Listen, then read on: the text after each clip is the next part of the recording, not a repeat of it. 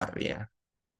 Jadi ternyata ini mungkin untuk penyemangat kalian semua yang ada di sini ya, ketika kalian di sini sudah punya tujuan, ya tujuannya yaitu apoteker, saya mungkin mengingatkan kalian bahwa untuk belajar itu bersungguh-sungguh ya. Jadi ini sering sekali saya ucapkan juga untuk mahasiswa yang udah tua-tua juga, kadang sering lupa ya. Jadi kadang itu ketika kita kuliah itu, kalau kalian itu nanti tujuannya nggak skripsi ya, nggak sarjana ya. Tujuannya kalau bisa diarahkan ke apoteker ya. Nah, kalau apoteker itu nanti materinya itu seluruh waktu ujian kalian SMA, waktu kalian nanti S1 ya.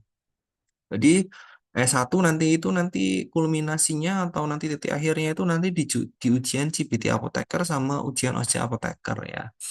Jadi ketika kalian belajar ya tujuannya itu ya ujian OSCE dan tujuan CBT apoteker ya. Yang mana ketika ujian CBT dan OSCE itu tuh tidak ada contek-contekan sama sekali ya.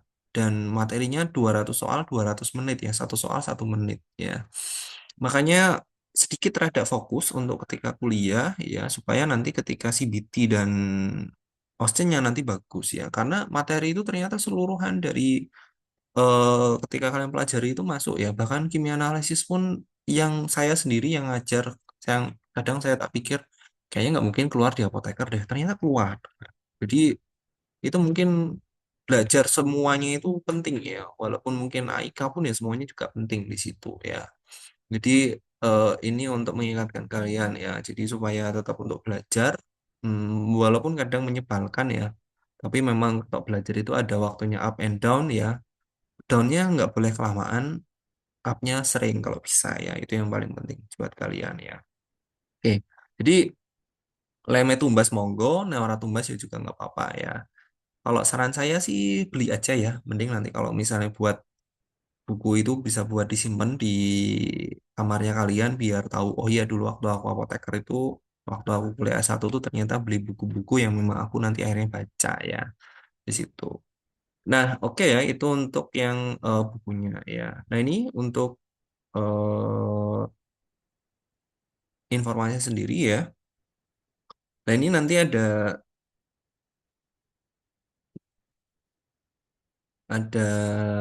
pertemuannya yaitu yang pertama masalah hibridisasi. Ini cerita hibridisasi, tapi kok kayaknya kok saya kok pikiran saya kok pakai ya. Tapi nggak apa-apa. Nanti habis itu ada ikatan kimia, ya. Terus habis itu nanti menghitung muatan formal dalam ikatan, ya. Lalu ada struktur dan tata nama alkana, ada isomer alkana dan reaksi substitusi, ya, SN1, SN2. Lalu ada tata nama alkuna dan juga sifat fisik kimia alkena dan alkuna. Lalu nanti ada isomer alkena dan alkuna, lalu ada reaksi adisi, substitusi, dan eliminasi. Wah, ternyata banyak juga ya. Ya, jadi nanti satu semester ini nanti kita cerita masalah hibridisasi, masalah muatan formal, ikatan, ada nama struktur dan ada nama alkana, lalu ada juga reaksi substitusi dalam alkana dan juga tata nama alkana dan juga ini terakhir isomer ya. Mungkin nanti yang saya keret yang hibridisasi ya di pertemuan pertama ini nanti kita fokusnya ke hibridisasi ya.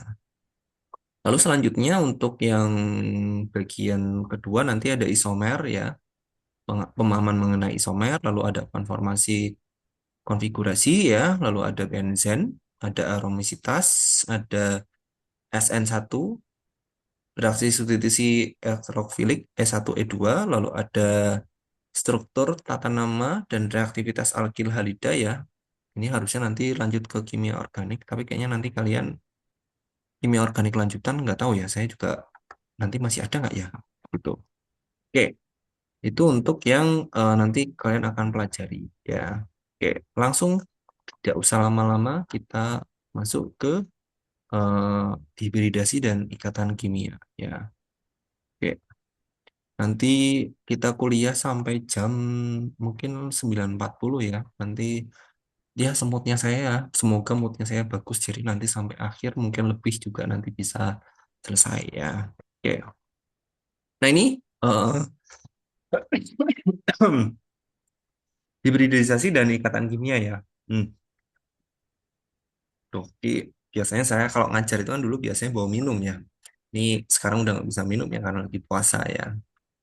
Jadi nanti kalau saya kadang slow kayak gitu ya, mohon maaf ya. Ini seharusnya ada papan tulis ya. Jadi nanti saya nulis, tapi nanti nulisnya pakainya jarang ya kayaknya. Nanti seringnya pakai kursor ya. Makanya nanti Mbak Nisrina dan Mbak Anita ya, tolong diingatkan saya untuk minta bikinkan soal ya. Besok ya, paling enggak. Nanti soalnya untuk edisi Lebaran saya panjangin sampai 3 minggu ya. Yang penting ada soal dulu. Oke. Nah, oke. Di sini kelompok senyawa kimia ya. Jadi memang secara unik kimia organik itu atau kimia itu ada penggolongannya ya. Jadi ada cabang-cabangnya kalau di kimia itu tuh ada organik dan anorganik ya. Jadi kalau di kimia itu nanti percabangannya tuh ada banyak sebenarnya ya. Saya sendiri majornya atau fakultas bukan fakultas ya. Namanya departemennya Departemen Kimia Lingkungan ya kalau saya. Tapi di bawahnya kimia analitik. Saya kebanyakan fokusnya ke kalau nggak analitik ke lingkungan ya. Tapi setelah masuk ke farmasi saya juga nyebrang juga ke biokimia ya. Kadang juga masuk ke docking. Jadi penggolongan atau diferensiasi saya itu masih terpecah ya. Nah, nanti untuk senyawa kimia sendiri nanti dibagi jadi 3 macam ya di sini. Ada organik, anorganik, dan juga organologam ya. Kalau organologam sendiri kalau di farmasi sepertinya untuk aplikasinya masih jarang ya. Karena mungkin satu hubungan sama logam itu kan terlalu berbahaya ketika obat ya. Walaupun ada beberapa obat yang menggunakan logam, contohnya magnesium ya. Tapi kan itu logam yang namanya itu berarti dibutuhkannya banyak ya, bukan dibutuhkannya sedikit. Kalau anorganik ya, ini biasanya malah tidak digunakan dalam kimia, dalam farmasi ya. Seringnya kita menggunakannya organik ya. Kalau nanti dalam kalian membuatan zat, ya itu nanti seringnya nanti hubungannya sama eh, organik ini ya. Makanya dalam kimia organik itu sebenarnya merupakan sebuah basis ya dalam pengetahuan kalian dalam pembuatan formulasi obat nanti ya. Paling tidak itu nanti kalian tahu basis di mana ada senyawa yang polar dan juga non polar ya. Ada senyawa yang mudah larut dalam pelarutnya, ada juga senyawa yang tidak mudah larut dalam pelarutnya. Ini kadang bahkan ketika formulasi pun mahasiswa kadang masih cok salah ketika nanti skripsi ya. Jadi nanti tolong untuk dipelajari dan dipahami lebih baik ya. Tuh. Oke. Nah, selanjutnya di sini biasanya dalam senyawa organik atau kimia organik itu tuh hanya dibagi jadi 3 macam ya. CHONSP atau CHNOPS. Ya. Oh ini Mbak Astrid baru tahu saya. Ada yang bocor suaranya ya. Ah, ini saya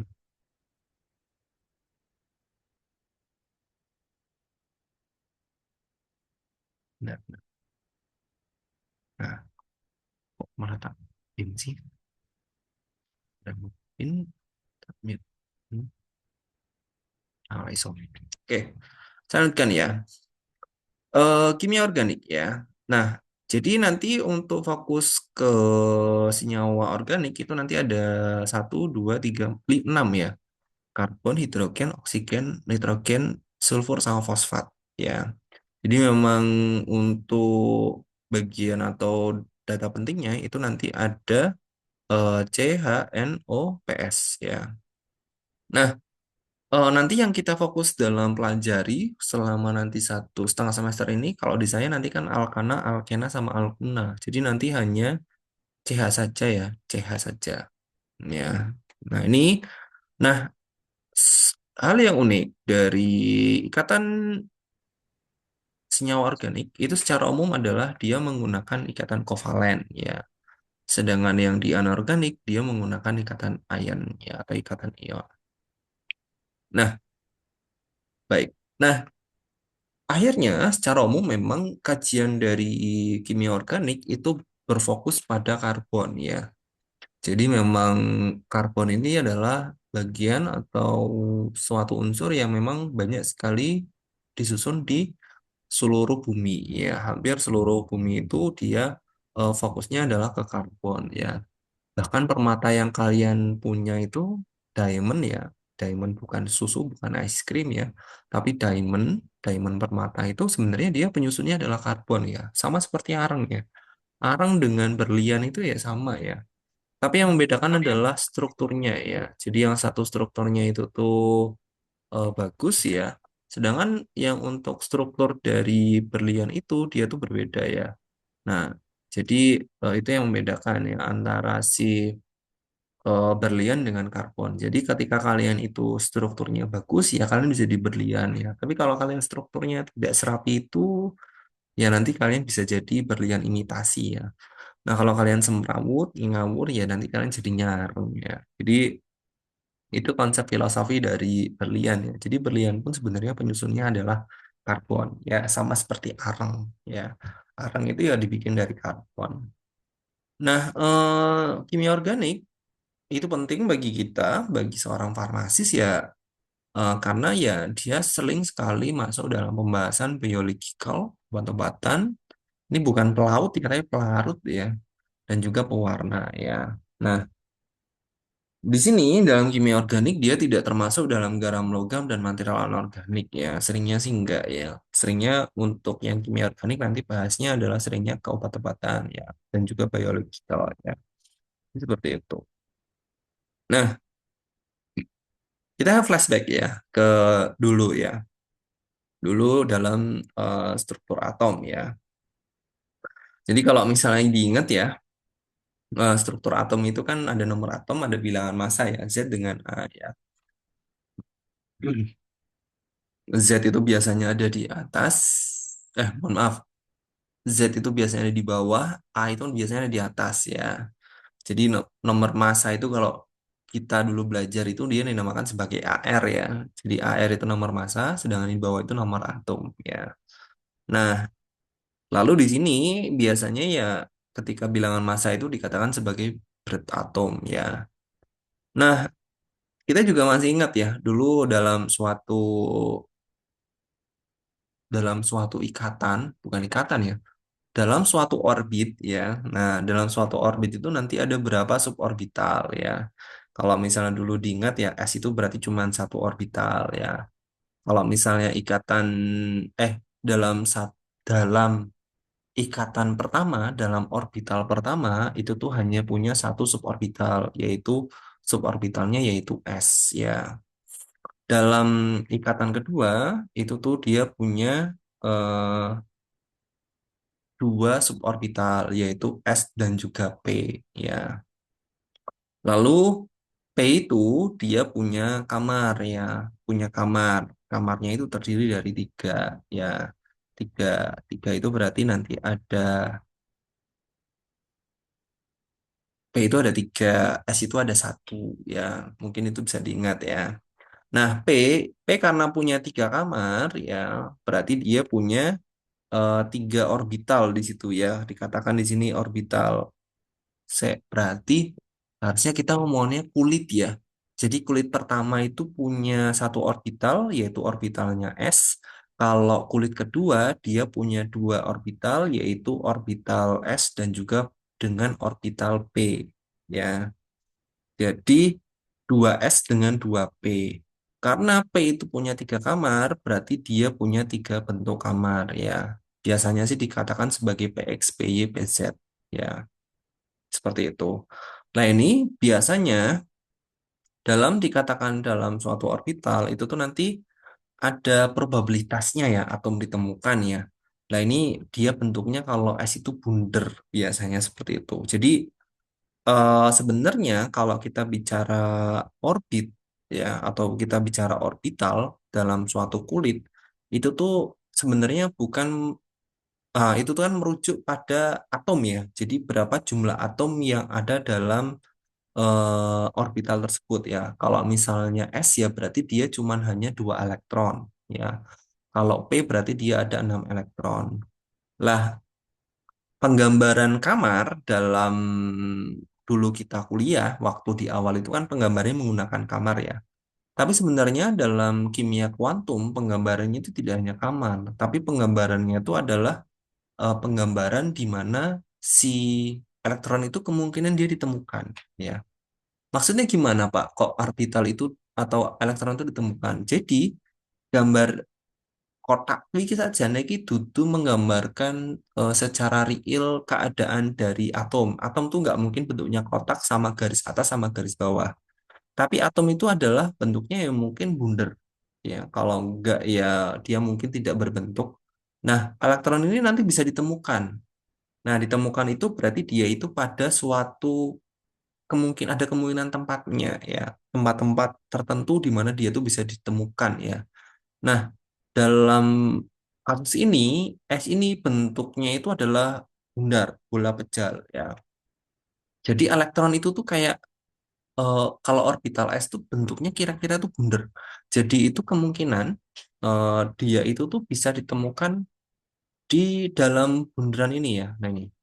Jadi dia tuh kemungkinan bisa ada di atas, bisa di bawah, di tengah, di luar. Nggak mungkin di luar ya. Di tengah, atau misalnya di pinggir, atau misalnya di atas, atau misalnya di bawah. Dan itu kemungkinan dia itu ada kemungkinannya. Tapi nggak mungkin dia itu keluar dari eh, orbital ini ya.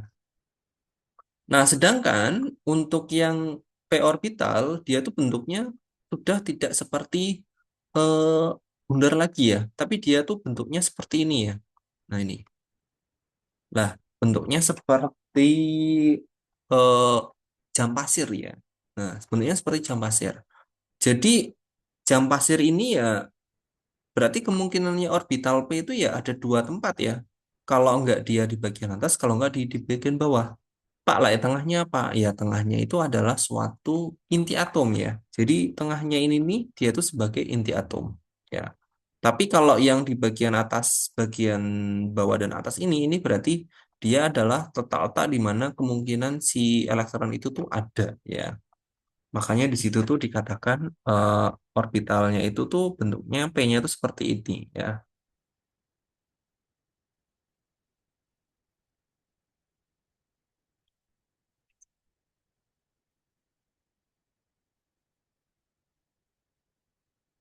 Nah, makanya dalam p orbital ini seperti ada bentuknya seperti ini. Lah ini berarti menandakan dia itu bentuknya seperti ini. Lah ini berarti mungkin satu elektron mungkin ada di bawah, satu elektron kemungkinan ada di atas. Tapi kita nggak tahu persis dia letaknya di mana, titik koordinatnya yang pasti. Yang penting, yang pasti dia itu kemungkinan ada di dalam kamar ini ya, dikit atau di dalam ruang ini. Misalnya seperti ini ya. Saya itu tuh sekarang sedang mudik ya. Jadi sekarang saya sedang mudik. Saya itu pasti nggak mungkin ada di kampus ya, tapi saya kemungkinan mungkin ada di Pelutan ya, di Pemalang ya. Berarti kemungkinan besar saya ada di Pemalang ya, tapi nggak mungkin saya di Pekalongan. Kenapa ya? Karena saya orbitalnya lagi mudik.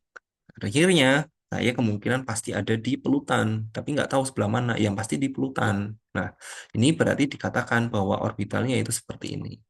Ini orbitalnya seperti itu. Sebentar ya, ini saya ada tugas 5 menit.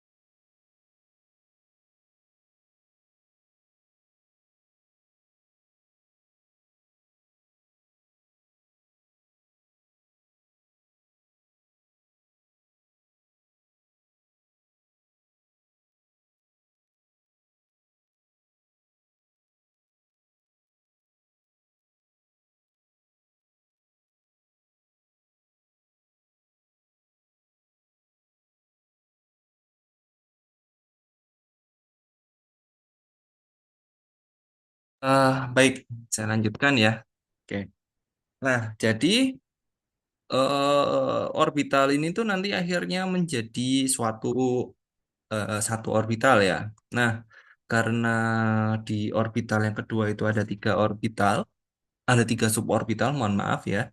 Jadi kamarnya ada tiga. Jadinya di sini ada pembagiannya ya. Jadi ada yang kamar satu, kamar dua, kamar tiga ya. Misal, misal tadi Mbak Anita, Mbak Nisrina tadi rumahnya misalnya ada di mana nih? Wanarjan misalnya. Kalau enggak, misalnya satu lagi ada di Taman ya misalnya. Ya itu berarti membentuk suatu lokasi di mana, oh iya kemungkinan Mbak Nisrina ada di Wanarjan. Misalnya Mbak Anita ada di Taman ya. Saya misalnya di Pelutan. Jadi di sini itu akhirnya membentuk suatu orbital di mana ketika tiga orbital itu menjadi satu, gambarnya menjadi seperti ini. Jadi penggambaran dari orbital itu nanti masing-masing ya. S, P, D, dan juga F ya. Saya lupa penggambaran D itu tuh seperti apa. Kayaknya D itu nanti lebih rumit lagi karena ruangnya itu tuh semakin tambah banyak ya. Nah, coba kita cari ya.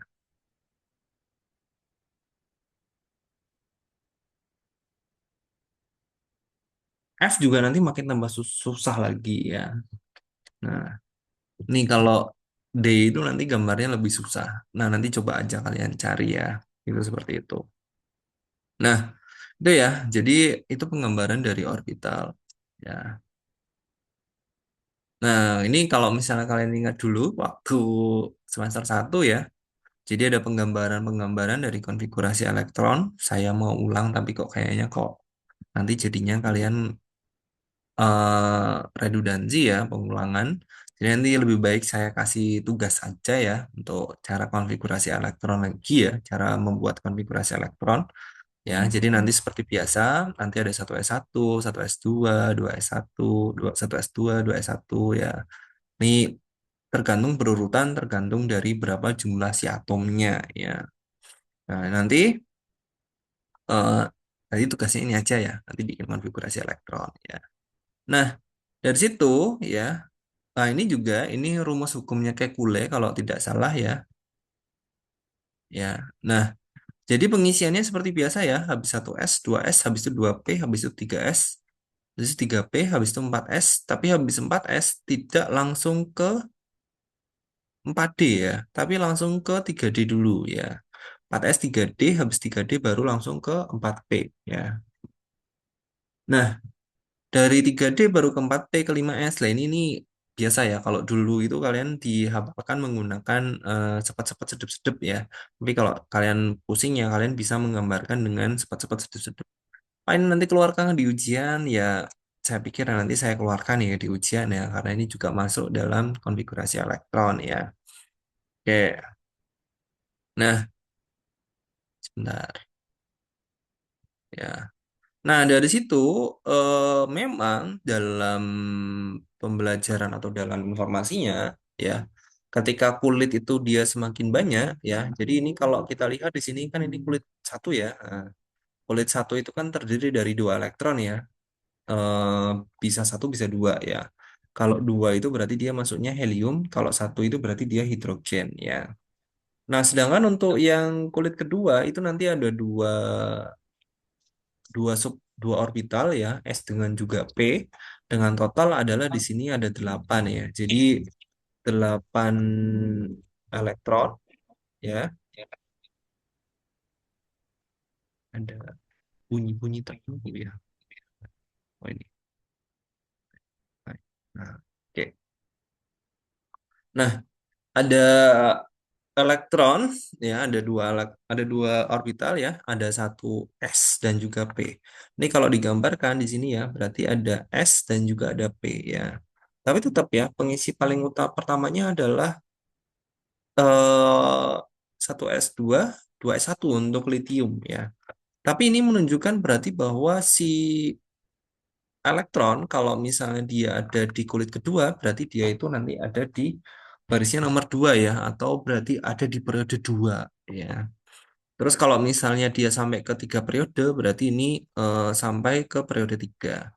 Ini ini itu berarti masuknya ke dalam konfigurasi, bukan. Berarti masuknya ke golongan unsur utama ya, bukan golongan transisi ya. Jadi nanti memang kebanyakan waktu kita ujian itu kebanyakan golongannya adalah golongan transisi utama, golongan utama ya, bukan golongan transisi. Ya. Nah, nih ya. Nah, akhirnya di sini juga ketika suatu atom itu semakin ke atas ya, tingkat energinya itu juga dia semakin tinggi ya. Harusnya sih ya tingkat energinya yang ke bawah semakin tinggi ya. Cuman malah ke atas semakin tinggi ya. Hmm, nggak, skip dulu coba. Ini maksudnya gimana? Ini skip aja deh itu.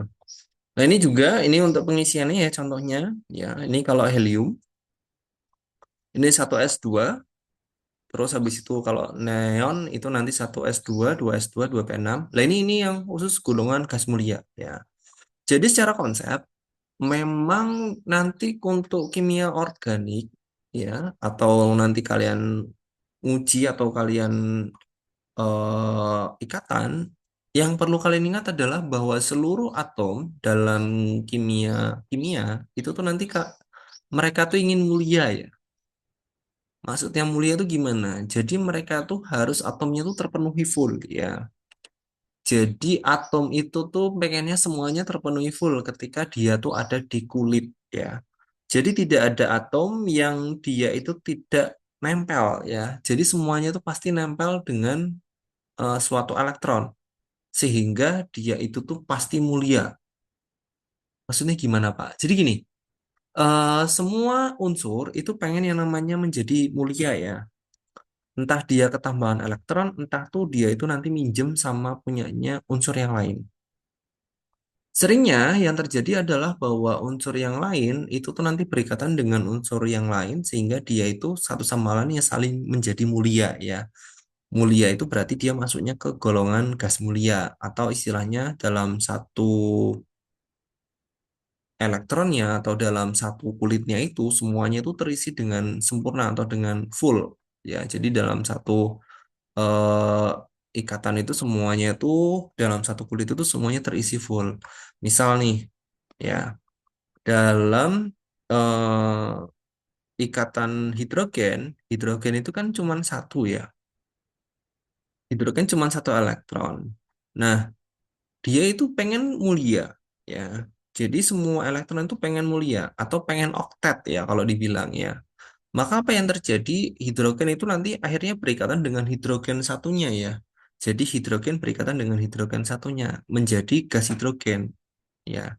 Jadi gas hidrogen secara gambar atau secara tulisan ditulis dengan yang namanya H2 ya. Jadi hidrogen kuadrat bukan hidrogen kuadrat, H2 ya. Nah, di situ. Nah, jadi ketika dia sudah H2 berarti itu ya hanya sudah satu berikatan dengan H yang lain. Jadi masing-masing dia punya dua elektron. Sehingga dia itu dikatakan sebagai gas yang sudah stabil ya. Nah, ini makanya dalam ikatannya itu pasti semuanya tuh ingin mulia ya. Jadi semuanya itu ingin mengarah ke sini ya. Ini kan kalau misalnya kita lihat di sini elektron valensinya 1s2 itu dia tuh berarti sudah penuh kulitnya. Ini Ne berarti juga sudah penuh kulitnya 2s2 2p6. Ini kalau argon juga sudah sama, dia juga penuh kulitnya 3s2 3p6. Jadi 2 8 8 8 8. Semuanya itu pengen jadi yang nomor 8 ya. Ini S2 sama P46, ini S2 sama P6 ya. Jadi semuanya tuh pengen yang namanya mulia ya. Nah, ini ya, ini penggambarannya ya. Ini kayaknya kalian juga dulu sudah ya. Ini penggambarannya dari satu kamar, kamar yang lain satu S, 2P ya. Nah, ini kulit valensinya. Nah, Dari situ ya kita langsung lanjut saja ke kekulenya ya, kekule ya. Jadi struktur umum molekul kekule itu tuh biasanya didasarkan pada valensi atom penyusunnya ya. Jadi atom terakhirnya dia ya. Misal di sini, misal tadi kalau saya punya valensi misalnya litium ya, litium itu kan tiga ya. Ini kulit pertama sudah terisi full. Nah, karena kulit pertama sudah terisi full, maka kulit valensinya itu tuh berarti yang nomor dua ya. Nah, misalnya Be, Be itu 4 ya. Enggak, ya. Mau ngadepnya ke sini kok. Nah, jadi di situ kulit terakhirnya di situ ada 2s2 ya. Ini 2s2 juga dia belum mulia ya, karena ketika mulia berarti dia harus punya 8 ya. Ini juga sama ya, B atau boron ya. Boron itu nomor 5 atau nomor atomnya 5 ya. Ini kulit pertama sudah diisi. Nah, ini tinggal 2s sama 2p ya. Berarti yang tinggal sisa di sini adalah 2S sama 2PX ya. Nah, ini PX itu berarti dia tuh kulit yang atau kulit bukan kulit ya. Kamar yang pertama ya, berarti PX, PY, PZ ya. Nah, terus untuk yang C karbon ya berarti dia itu punya satu S2 yang sudah terpenuhi, lalu sisanya 2S2, 2P2 berarti kulit atau elektron valensinya di situ sisanya tinggal 4 ya, karena yang paling luar di situ adalah yang 2S2 sama 2P2. Ini yang terakhir yang dikatakan sebagai kulit valensi atau valensi. Nah, kulit-kulit valensi ini nantinya akan menjadi sumber ikatannya ya, atau yang berikatan dengan unsur-unsur lain supaya dia itu menjadi suatu senyawa yang lebih stabil ya. Nah, ini penggambarannya sendiri, ini nih dia biasanya menggunakan yang namanya kekule ya, atau struktur kekule ya. Biasanya di sini huruf menggambarkan atom ya, karena memang hurufnya digambarkan sebagai atom, lalu garis menggambarkan valensi ya. Struktur tersebut karena tumpang tindih garis valensi yang disebut dengan garis ikatan. Jadi ketika valensi itu saling berikatan atau tumpang tindih, maka dia nanti menjadi yang namanya suatu ikatan. Nah, eh, selain itu juga ada yang namanya struktur molekul Lewis ya. Jadi Lewis itu biasanya digambarkan dengan titik-titik ya yang mengelilingi bulir. Ini langsung saja ya. Nah ini, maksudnya gimana, Pak? Ini kok saya nggak paham Pak ini. Jadi gini ya, eh, dalam struktur kimia ya, biasanya itu pengembaranya nanti ada dua macam ya. Jadi ada struktur Lewis dan juga struktur Kekule ya. Nah, struktur Lewis itu tuh biasanya penggambarannya itu adalah dengan titik-titik ya, dengan titik-titik ya. Nah, di sini benar. Nah, ini penggambarannya ya. Nah, ini kalau misalnya mau nulis monggo ya sambil saya terangkan ya. Jadi titik itu berarti elektron ya. Jadi titik itu berarti artinya adalah elektron. Sedangkan untuk yang garis itu berarti artinya adalah ikatan ya. Garis itu berarti ikatan dua elektron. Kalau yang sebelah kiri itu namanya Lewis, yang kanan itu namanya Kekule ya. Nah, jadi saya ulangi ya. Dalam suatu atom itu tuh pasti ada yang namanya valensi ya. Jadi valensi itu dikatakan sebagai ikatan terluar ya. Jadi ikatan yang paling luar. Nah, di sini ketika si H itu kan tadi kan dia punya cuma satu elektron. Ya. Karena dia satu elektron, berarti dia tuh butuh satu elektron lagi supaya dia itu tuh menjadi mulia, menjadi seperti helium ya. Jadi H itu cuma satu elektron, supaya dia itu tuh mulia, maka dia butuh yang namanya satu elektron lagi ya. Makanya di sini dia butuh berikatan dengan satu elektron atau istilahnya itu saling berikatan di situ ya. Kita ngomongnya masih berikatan dulu, belum bicara pinjam meminjam ya. Makanya di sini H yang satu ini H itu punya satu ya. Nah, ini. Nah, H yang di sini dia juga punya satu. H yang di sini dia juga punya satu. Nah, Cl itu tuh di sini dia punya elektron valensinya adalah 7 ya. Kenapa 7? Ini kalau kalian lihat, oh nggak ada di sini ya. Oh nggak ada juga di sini ya. Nah ini Cl. Di sini kalau kita lihat yang bagian bawah sini ya, Cl itu ada di pojok kanan bawah ya. Ini Cl. Cl itu di sini elektron valensinya adalah 3s2, 3p5. 2 tambah 5 artinya adalah 7 ya. Karena ada 7 berarti di sini ikatan valensinya itu adalah berarti 7 ya, atau bukan ikatan valensi ya, elektron valensinya adalah 7. Ini ada 1 2 3 4 5 6 7. Nah ini berarti di sini eh, dia punya 7 elektron ya. Nah, yang dia itu tuh berikatan berarti dia itu kan berarti minjem ya, minjem satu elektronnya dia ya. Jadi ceritanya C itu punya 4 satu ya, ini satu 2 3 4, ini saya gambarkan saja, ini satu 2 3 4 ya. Nah ini ya. Si karbon dia punya 4 elektron, si hidrogen dia punya satu elektron ya. Jadi karbon itu butuh kan 4 ya. Berarti 4 supaya jadi 8 butuh 4 lagi ya, supaya dia itu jadi oktet, supaya dia itu jadi sempurna ya, supaya dia itu menjadi 8 ya. Kalau H dia butuhnya kedua ya. Kenapa kedua? Karena ya ngapain jauh-jauh, orang dia itu sempurnanya di dua, ngapain harus jauh-jauh, dia tuh harus kedua ke 8. Kakehan kui ya. Makanya di sini dikatakan untuk supaya dia tuh sempurna si H, dia tuh cukup butuh satu elektron lagi. Nah, kebetulan si C itu punya 4 elektron, makanya dimintalah atau dipinjamlah dia tuh satu elektron. Sehingga di sini dari yang tadinya dia itu tuh mana? Nah, dia yang tadinya tuh dia itu satu, sehingga dia itu berubah menjadi yang namanya eh, dua ya, sini. Set, ya. Jadi yang tadinya dia itu satu, eh, dia menjadi 2 elektron. Sedangkan yang tadinya dia itu tuh si C itu tuh tadinya cuman satu elektron karena dia minjem dengan punyanya si H, jadi saling minjam meminjam kepemilikan bersama ya. Makanya dia ketambahan satu elektron. Jadi C-nya itu jadinya 5 atau elektronnya jadinya 5 ya. Jadi istilahnya itu apa? Saling pinjam meminjam lah.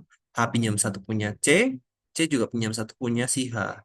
Sehingga karena di sini ada satu, dua, tiga ya.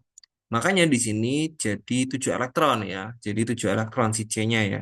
Nah, sedangkan H yang di sini dia tuh punya masing-masing 2 elektron karena satunya minjem, satunya punyanya dia sendiri. Ya. Nah, kasusnya beda dengan si CL ya, karena CL itu dia sudah punya 7, which is yang mana dia tuh butuh satu elektron ya untuk perikatan ya. Sehingga supaya dia jadi 8, 7 tambah satu kan 8 ya. Jadi dia cukup meminjam satu elektron saja dari si C supaya dia itu menjadi sempurna. Nah, akhirnya di sini dia itu menjadi sempurna karena dia itu minjem semuanya punyanya si C. Jadinya di sini dia totalnya ada 8. Ya. Nah, biasanya dalam penggambarannya juga di situ eh, ada sedikit perbedaan ya. Jadi nanti di sini semua elektron yang tidak berikatan. Jadi elektron pun juga ada tidak berikatan ya, tapi dia masih dalam satu kamar ya istilahnya tuh. Jadi kamarnya tuh masih tetap utuh.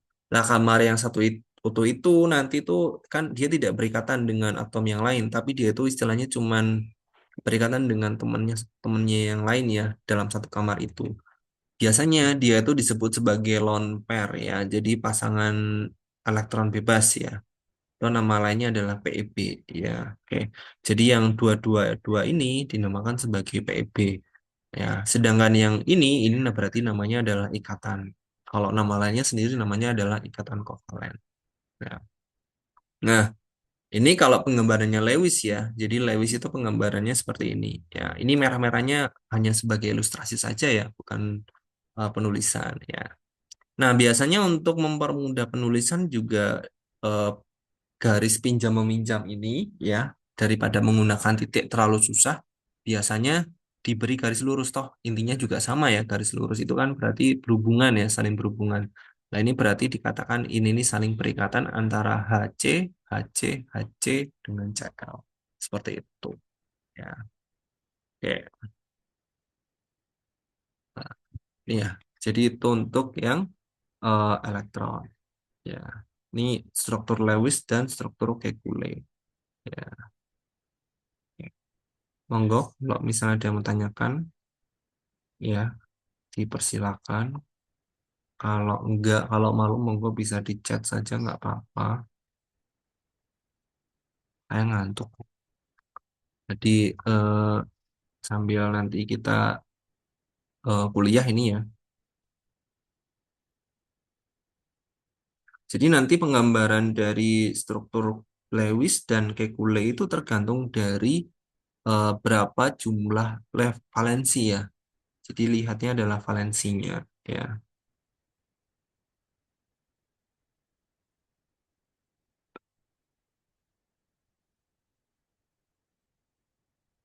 Ngantuk. Baru aja saya bilang ya, saya ngantuk. Ini udah ngangop ya. Ini tadi saya kuliah ya dari jam 6 ya. Ngantuk gitu ya. Oke.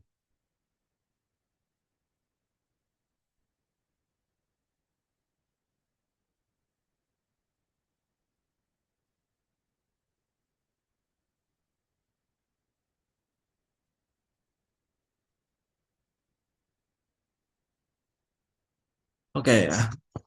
Saya lanjutkan lagi ya. Jadi titik dua ini berarti dia PEB ya. Nah, pokoknya tuh konsepnya gini ya.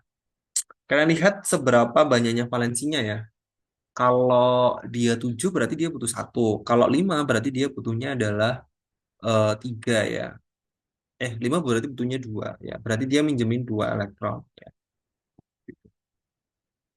Nah, ini juga sama seperti kasusnya di H2O ya. Jadi unsur paling banyak di bumi ya, itu air itu ya eh, kalau kita lihat di secara umum ya H2O itu kan ya punya ini ya, O itu kan punya 6 ya.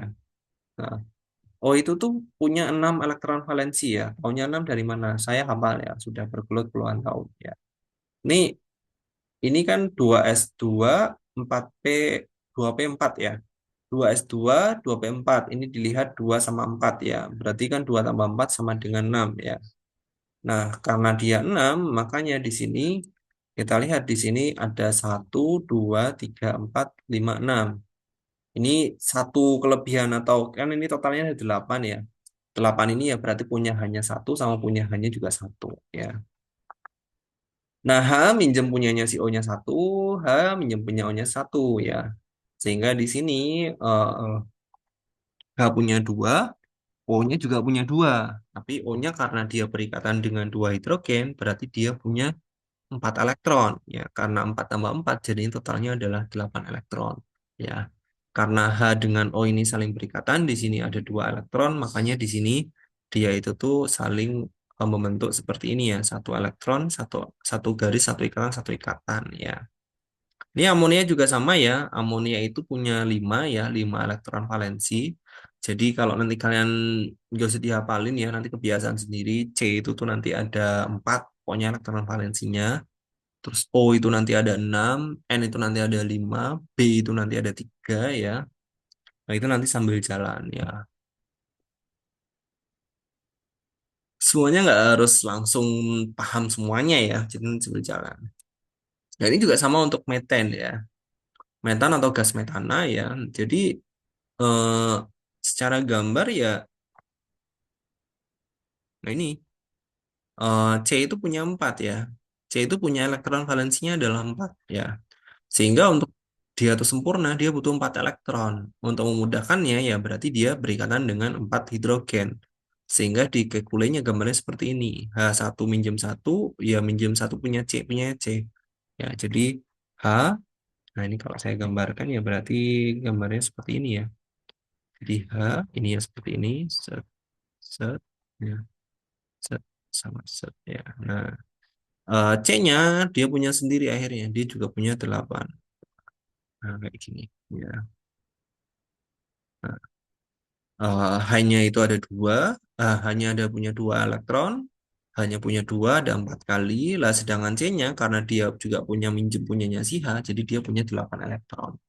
Makanya di sini CH4 itu berikatan dengan si H. CH, CH, CH, CH. Seperti itu. Nah, metanol juga sama ya, CH3, OH ya, metanol. Ini juga CH, CH, CH, OH. Seperti itu. Ya, baik, seperti itu. Ya. Nah, ini ya. Ini BE itu BE sama B ya beda. BE itu berarti punya 2 elektron valensi. Ya, ini gambarnya berarti ini ya, bisa kiri, bisa kanan. Nah, ini dua-duanya ini berarti termasuk dalam elektron valensi. Lah, gambar unsurnya BE itu adalah termasuk dalam intinya. Seperti itu. Nah, ini adalah simbol dead Lewis untuk beberapa unsur ya. Saya pikir kalau mau dihafalin monggo ya, tapi saya pikir yang fokusnya sih kalian nanti ke ini ya, atas saja nggak apa-apa ya. Seringnya sih nanti yang kepake itu biasanya ini sih CL, BRI ya. Ini sering kepake sama ini ya. Nah, biasanya sih dulu saya sudah hafalan ya periode satu itu. Kalau dulu tuh saya hafalannya tuh gini golongan satu ya. Golongan satu LINAK ya. Halina K ya. Terus kalau misalnya yang golongan dua itu beli mangga cari Sri Bara BEMPCA ya. Terus kalau misalnya yang C itu sudah pasti C itu 4 ya, 4 elektron valensi ya. Nah, biasanya penggambarannya itu memang dia itu kalau ada 4 ya dia diisi dulu ya masing-masing kutubnya ya. Nah, penjurunya diisi utara, selatan, utara, timur, barat, cek utara, timur, selatan, barat ya. Biasanya penjuru-penjurunya diisi dulu. Baru nanti kalau seluruh penjurunya sudah diisi, baru nanti lanjut ke dilengkapi PEB-nya ya. Jadi PEB itu ya berarti sudah berlebih ya di antara penjuru-penjurunya berarti nanti jadi PEB ya, pasangan elektron bebas. Oke. Nah ini ya, jadi secara mudah sih sebenarnya biasanya golongan satu itu berikatannya dengan golongan 7 bisa ya. Jadi kalau misalnya golongan satu ketika berikatan dengan golongan 7 ya masing-masing hanya butuh satu ya. Karena H misalnya dia itu butuhnya ya cuman hanya butuh 1 elektron. Sedangkan kalau yang F itu juga hanya butuh 1 elektron ya. Sehingga kalau berikatan jadinya HF. Beda dengan yang C ya. C itu karena elektron valensinya adalah 4, makanya dia butuh 4 elektron ya untuk supaya dia itu tuh oktet ya atau dia tuh mulia ya. Makanya dia pasti berikatan dengan hanya itu nanti ada 4 biji. Seperti itu. Ya. Nah, oke.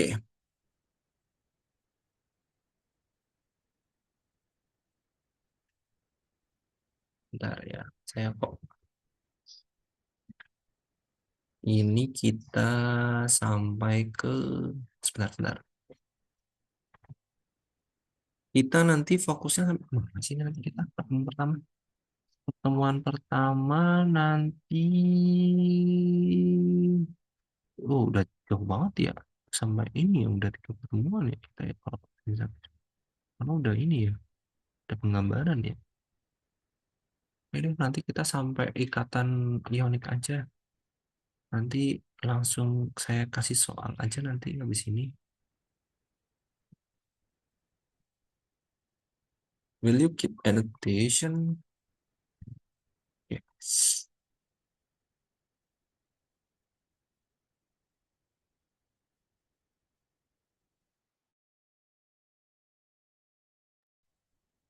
Oke.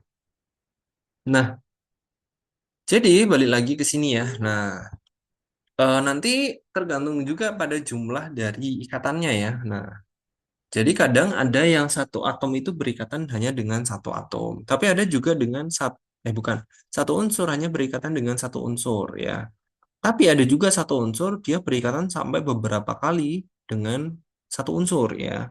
Jadi nanti ada yang dia itu double bond, ada juga yang namanya triple bond ya.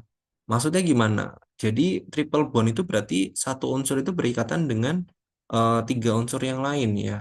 Jadi mohon maaf, satu unsur berikatan dengan satu unsur yang lain, tapi dia itu punya tiga pasang atau dia punya tiga ikatan elektron ya. Ini eh, mau dituliskah atau nggak usah kali ya? Oke. Oh ya, ini nanti kuliahnya saya record ya. Jadi kalau mau minta recordnya monggo, tapi sepertinya nanti recordnya saya kasihnya luring aja ya. Nanti saya kasih flash disk ya. Nanti Mbak Nisrina sama Mbak Anita bisa bawa laptop, nanti di copy filenya. Nanti kalian bisa dikopikan antar teman kalian ya. Bisa seperti itu ya. Ya gitu aja wes. Oke. Nah, kalau single bond berarti dia itu hanya satu ikatan ya. Kalau misalnya dia dua berarti double bond ya. Kalau misalnya tiga ikatan berarti dia tuh triple bond ya, atau tiga ikatan, tiga pasang ikatan. Nah, nah, biasanya sendiri sih untuk ikatan yang double bond itu banyak ya. Tapi yang triple bond itu biasanya hanya alkuna ya. Jadi alkana tapi ada yang berikatan sampai tiga ya. Nah ini contohnya ya. Jadi C itu juga bisa berikatan dengan si C ya. C itu bisa berikatan dengan si C ya. Di mana yang kita tahu C itu kan elektron valensinya ada 4.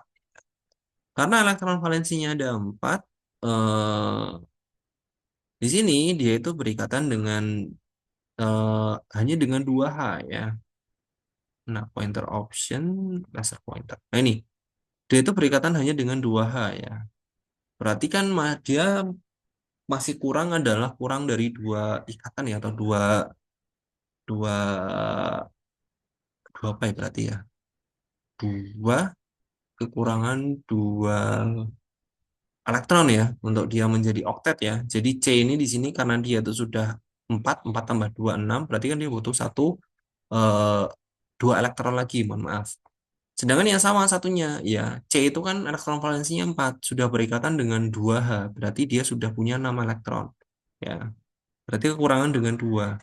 Tapi uniknya di sini C itu tidak juga berikatan dengan H, tapi berikatan dengan C yang lain. Sehingga di sini dia itu berikatannya satu dan juga dua, ya. Makanya di sini dia menjadi yang namanya etena, ya, atau nama lainnya adalah etilen, ya. Etilen atau etena, ya, namanya adalah etena, ya. Jadi alkana, alkena sama alkuna. Ya. Nah, di sini keunikan lagi ya. Di sini juga ada ya. C, C tadi punya 4 elektron ya, tapi karena C ini di sini tuh hanya berikatan dengan satu elektron, ya, karena hanya berikatan dengan satu elektron, makanya dia butuh 3 elektron lagi kan, karena totalnya 4 tambah satu 5 5 berarti kurang 3 lagi ya. Nah, 3 ini nanti berikatan dengan si C ya, C yang lain ya, sehingga C yang lain ini nanti saling berikatan menjadi asetilena ya, atau nama lainnya adalah etuna ya. Jadi nama lainnya adalah menjadi etuna ya. Nah, ini juga ada ya formaldehida atau formalin ya. Jadi formaldehida atau formalin ya. Dia itu berikatan C-nya masih dua, lah ini berikatan dengan O. O itu kan butuh 2 elektron ya, supaya dia itu oktet ya, karena dia di sini ada 6 elektron. Nah, ini saling berikatan menjadi dua di sini, jadinya adalah HCO. Berarti nama lainnya adalah apa ya namanya ya? CHOH ya atau HCOH ya. Biasanya sih gambarnya HCOH ya. Tapi ini malah harusnya H2CO ya untuk formalin ya gitu. Jadi kalau dihitung-hitung juga jadinya di sini bahwa ikatan C itu tuh nanti berikatan dengan 4, 3, 2 dan juga satu ya. Jadi kalau misalnya N itu biasanya butuhnya 3 ikatan, C itu butuhnya 4 ikatan ya, O itu butuhnya 2 ikatan. Kalau misalnya gugus alkil, bukan alkil, gugus halogen dia butuhnya hanya satu elektron ya. Tapi kadang itu juga unik juga ya. Kadang P itu bisa 3 atau 5 ya. Jadi bisa berikatan dengan 5 ikatan, kadang juga bisa berikatan dengan 3 ikatan ya, tergantung dari ikatannya ya. SS juga unik ya, kadang bisa 2, bisa 4, bisa 6. H2SO4 ya, H2SO4. S-nya nanti berikatan dengan masing-masing 2O ya. Ini juga kadang mahasiswa kesulitan ya untuk H2SO4 karena emang sedikit unik ya. SO S ya, kadang seperti itu.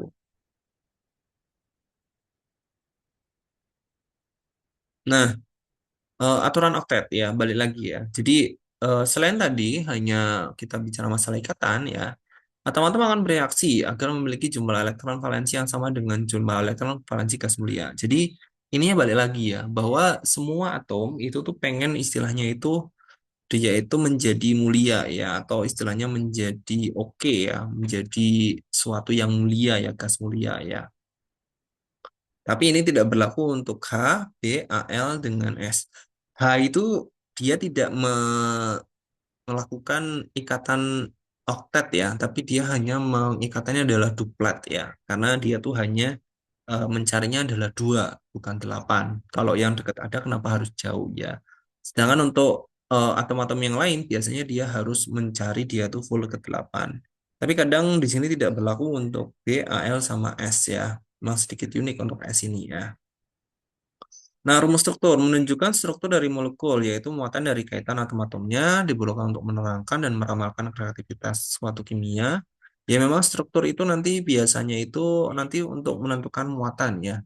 Muatan dari kaitan atom-atomnya ya diperlukan untuk menerangkan dan meramalkan reaktivitas kimia suatu senyawa. Rumus itu sering dimanfaatkan menjadi lebih pendek dan lebih sederhana. Ikatan yang tidak selalu ditunjukkan dan atom yang sama jenisnya yang terikat satu sama dikelola menjadi satu. Jadi memang biasanya untuk yang dia itu double-double itu tuh nanti jadikan satu ya untuk rumus struktur. Nah, ini ya. Jadi di sini ada sebelah kiri rumus struktur, sebelah tengah itu rumus Lewis, yang sebelah kanan itu Kekulé ya. Nah, kalau Lewis formula itu tuh tidak ada garisnya sama sekali ya. Tapi kalau misalnya yang Kekulé itu tuh nanti ada garis-garisnya ya. Nah, yang paling sebelah kiri itu nanti nama struktur formula ya. Jadi C-nya itu kan satu, berarti namanya adalah CH4. C hanya ada 4. Nih di sini C-nya ada 2, berarti C2H6 ya.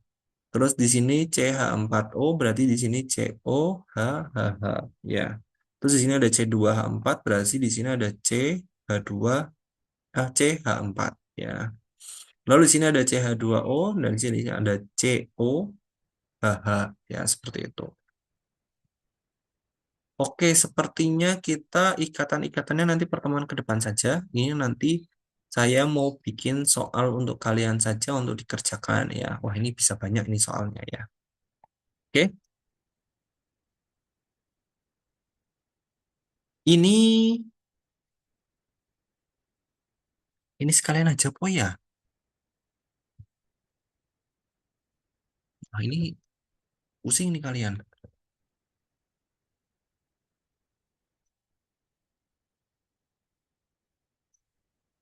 Mau ini nanti saja deh. Ini nanti soalnya nanti yang selanjutnya saja. Ya, oke. Mungkin itu saja untuk hari ini ya. Nanti diingatkan ya, Mbak siapa? Mbak Anita, Mbak Nisrina, ada nggak?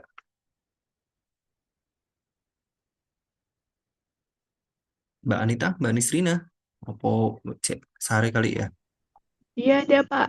Oh ya, nanti Gimana? Mau kuliah lagi besok? Ah, kalau enggak, jangan deh ya. Besok anu aja habis lebaran aja kali ya, biar lebih enak ya. Apa besok? Ya nanti kalian anu lah atur sendiri saja. Saya ngikut aja wes. Ini yang pasti nanti tolong kalau enggak nanti malam besok ya diingatkan untuk bikinkan soal ya, Mbak Anita sama Mbak Nisrina ya, supaya nanti bikin soal lagi ya. Oke? Oh ini recordnya saya matikan.